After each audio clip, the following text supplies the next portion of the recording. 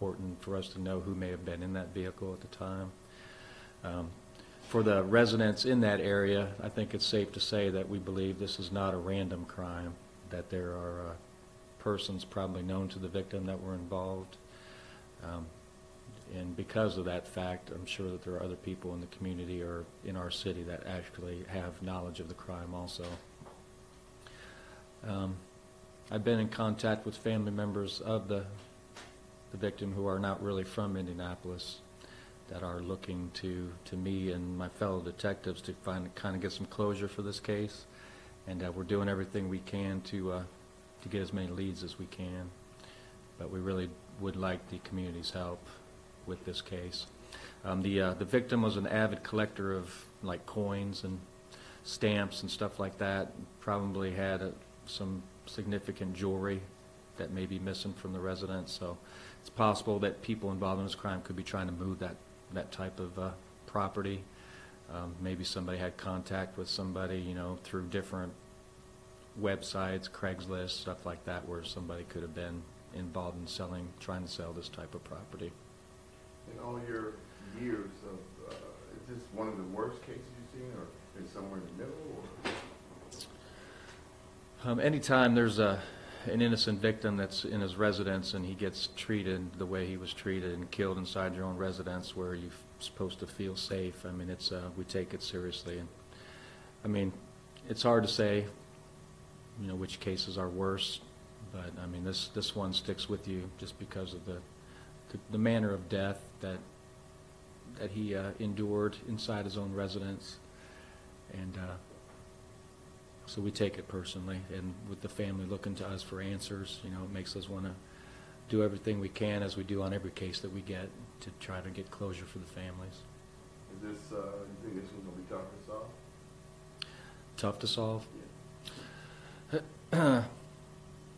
I hope it's not tough to solve. I mean, you know, we do get some leads from time to time, but with the community's help, I'm hoping that we can get this done.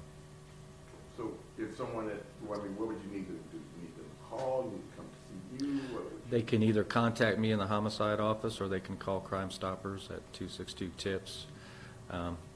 Like I said, one of the most important things now is that the victim's vehicle was taken during this incident and might have been driving, might have gone to a gas station, might have gone to a store in the neighborhood, and it's a metallic blue Hummer, so it kind of would stick out in the neighborhood.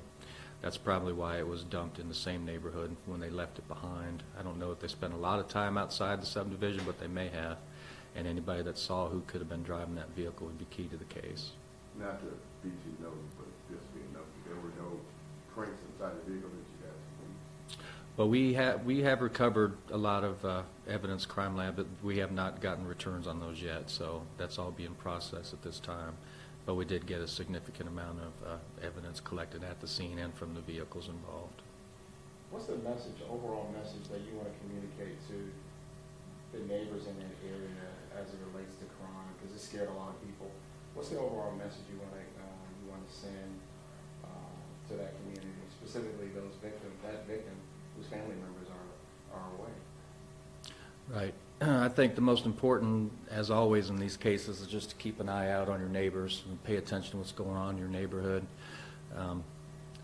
Mr. Ralston, I understand, stayed in his residence a lot, so he never really came out much. But as far as vehicles being in his house, like I said, we do not believe that this is a random act, that he probably knew his attackers, so they can take solace in the fact that there's probably not somebody still out, you know, looking in the neighborhood to do more damage.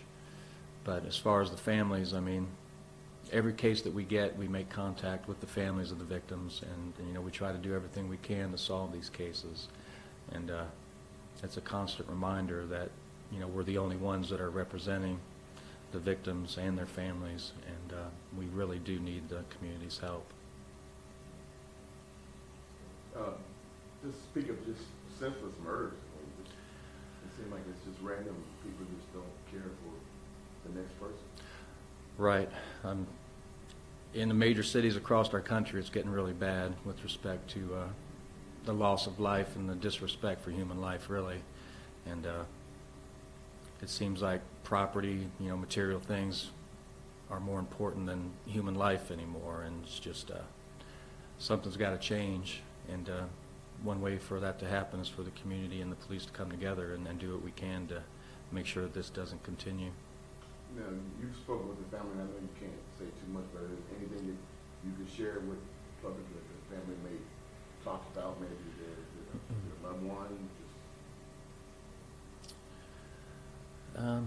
They pretty much lived out of town, so they didn't have a whole lot of personal, contact, but they spoke on the phone, and they're close in that respect, that they're older, they're elderly, so they don't really travel as much as they once did, but they were aware of each other. They spoke to each other as often as they could, and it's just a devastating thing for the brother and sister to have to go through this, knowing what probably happened to Mr. Ralston inside his own residence. They've had to come in now and take over his estate and go through his property and actually really see the crime scene down there, which was probably pretty Gruesome? right, for them especially. They're not used to seeing that sort of thing, I'm sure. So the memories that they have now of the residence where he lived is probably not very pleasant. That's good. I think lastly, the thing that there were multiple, there's a Mustang described initially, there's a Hummer described initially. Those things are important details. People may have seen somebody in the neighborhood. Talk a little bit of importance about those small little nuances that people may not believe are important but may help you. Right. If anybody has any information about any vehicles that had been to Mr. Ralston's address, in the month of January, that would be very important to us.